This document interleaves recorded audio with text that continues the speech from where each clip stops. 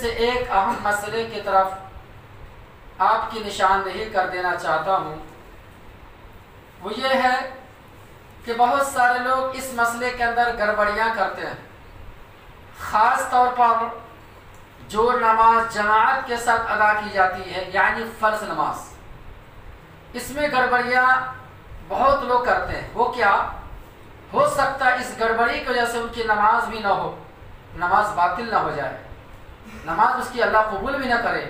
اس لیے ضرورت اس بات کی ہے کہ سارے لوگ خیال رکھیں اور دھیان سے سنیں۔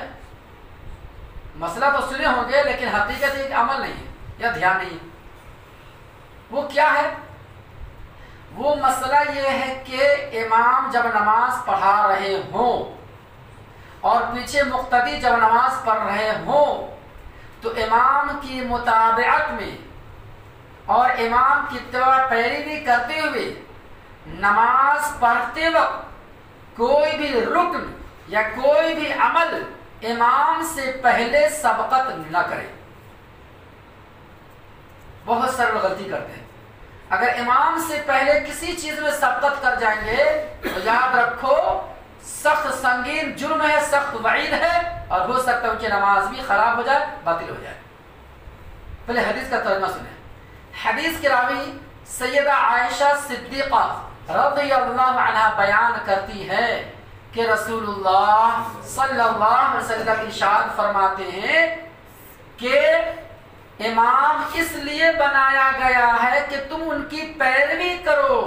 نبی فرماتے ہیں لہذا جب امام رکوع میں جائے تو تم رکوع میں جاؤ، جب امام رکوع سے سر اٹھائے تب تم اپنے رکوع سے سر کو اٹھاؤ، اور جب امام پورے طور پر سجدے میں چلے جائے اطمینان کے ساتھ تب تم سجدے میں جاؤ، اور امام کے سر اٹھانے سے پہلے چاہے وہ رکوع کی حالت ہو یا سجدے کی حالت ہو ان سے پہلے اپنے سر کو مت اٹھاؤ۔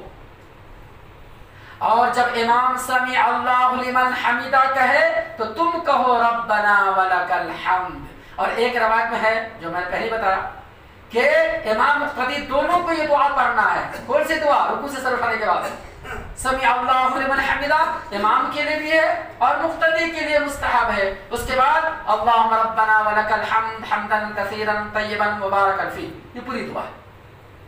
اگر پوری نہ آتی تو کم سے ربنا ولک الحمد اتنا کہہ لیں، لیکن کوشش کریں کہ پوری دعا یاد کریں انشاءاللہ۔ تو بہرحال اس کی بڑی فضیلت ہے، ہم نے بیان کیا پہلے، دہرانے کی ضرورت نہیں۔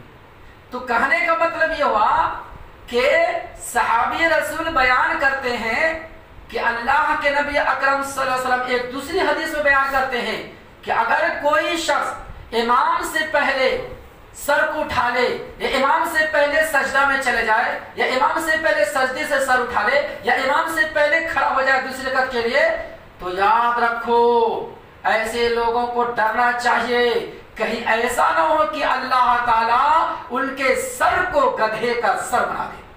اللہ اکبر، کتنی سخت وعید ہے، گدھے کا سر۔ اور عام طور پر کسی کو بیوقوفی میں مثال دیتے نا تو گدھے کی مثال دیتے ہیں، ارے بڑا گدھا ہے، یعنی کوئی بیوقوف احمق ہو تو۔ اور گدھا بہت خطرناک جانور ہے، پتہ ہے کیسے خطرناک بول رہا ہوں؟ قیامت کے حساب سے خطرناک ہے، اس کی آواز بڑی خطرناک ہے، جہنمی جیسی آواز ہے، پتہ ہے قرآن میں کہا ان انکر الاصوات لصوت الحمیر، جہنمیوں کی آواز گدھے جیسی ہوگی۔ اللہ اکبر۔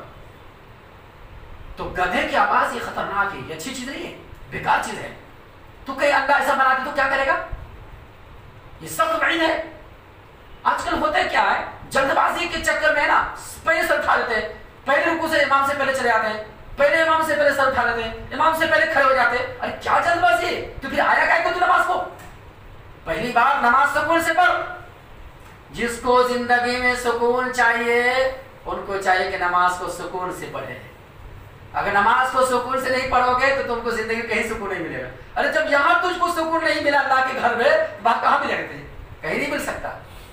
ہاں، اور پورے طور پر صحابی رسول کہتے ہیں کہ رسول صلی اللہ علیہ وسلم کا یہاں تک عمل تھا کہ ہم لوگ جب اللہ کے نبی صلی اللہ علیہ وسلم نماز پڑھاتے اور اطمینان کے ساتھ جب رکوع میں چلے جاتے اور رکوع میں پورا کمر اور پیٹھ बिल्कुल बराबर हो जाता ना, बिल्कुल, तब जाके हम लोग रुकू में जाते थे। बताओ कितना आराम से जाते, रुकू पीठ और कमर बिल्कुल बराबर हो जाते तो साहब रसूल कहते तब हम रुकू में जाते। और अल्लाह के नबी सल्लल्लाहु अलैहि वसल्लम जब रुकू से इत्मीनान से सर उठा लेते और दुआ पढ़ लेते, तब जाके हम पीछे से सर उठाते रुकू से पहले, रुकू के बाद। और अल्लाह के नबी सल्लल्लाहु अलैहि वसल्लम जब सजदे में चले जाते इत्मीनान के साथ, पूरे 7 आज़ा पे जो सजदा करना है पूरे 7 आधा जमीन पे टिक जाता, अल्लाह के नबी पेशानी और नाक जमीन पे रख देते, तब जाके हम सजदे में जाते, उससे पहले हम खड़े रहते थे। बताओ आज कितनी जल्दबाजी भाई। कुछ लोग तो ऐसे भी है कि एक जल्दबाजी के चक्कर में एक तो कई के सुन्नत को छोड़ देते हैं, दूसरी रकअत के लिए जब खड़े होते हैं ना, मालूम है तो सही बुखारी की बात है कि सुन्नत और मुस्तहब अमल यह है कि जब कोई दूसरी रकअत के लिए खड़े हो या जब जो है तीसरी रकअत के लिए या दूसरी रकअत के लिए खड़े हो तो क्या करना चाहिए, इत्मीनान से पहले जमीन पर बैठना चाहिए। इत्मीनान से दूसरी रकअत के लिए या तीसरी रकअत के लिए या चौथी रकअत के लिए, और इत्मीनान से बैठने के बाद फिर जमीन का सहारा लेना, चाहे उंगली मोड़ के या ऐसे जमीन का सहारा लेकर फिर खड़े होते थे अल्लाह के नबी सल्लल्लाहु अलैहि वसल्लम। आज लोग तीर की तरह खड़े हो जाते हैं, तीर फौरन घुटने को खड़ा कर दिया, जमीन का सहारा नहीं लेते, ये भी गलत है, ये भी सुन्नत के खिलाफ। जब जब खड़े हो दूसरी रकअत के लिए या तीसरी रकअत के लिए या चौथी रकअत के लिए तो पहले इत्मीनान से बैठ जाए और बैठने के बाद फिर जमीन का सहारा ले, फिर खड़े होना चाहिए। ये नमाज इस तरीके से पढ़ेंगे जैसे अल्लाह के नबी अकरम सल्लल्लाहु अलैहि वसल्लम ने कहा है, और उस इक्तिदा पैरवी में जो इमाम जैसे करते हैं उसके मुताबिक, और इमाम से पहले किसी चीज में आगे नहीं बढ़ना है, सबकत नहीं ले जाना, इत्मीनान से पढ़ेंगे तब ये नमाज अल्लाह कबूल करेगा, वरना ऐसी नमाज उसके मुंह पर मार दिया जाएगा और रिजेक्ट कर दिया जाएगा और कचरे के डब्बे में डाल दिया जाएगा। क्या फायदा, ये पूरी जिंदगी बेकार होगी, ये 40 साल 10 साल 20 साल 50 साल की इबादत, तो क्यों ऐसे जल्दबाजी करना, इसका ख्याल रखो। इंशाअल्लाह अल्लाह से दुआ कर अल्लाह ताला मुसलमानों को दीन की सही समझ और नेक अमल की तौफीक अता फरमाए। आमीन।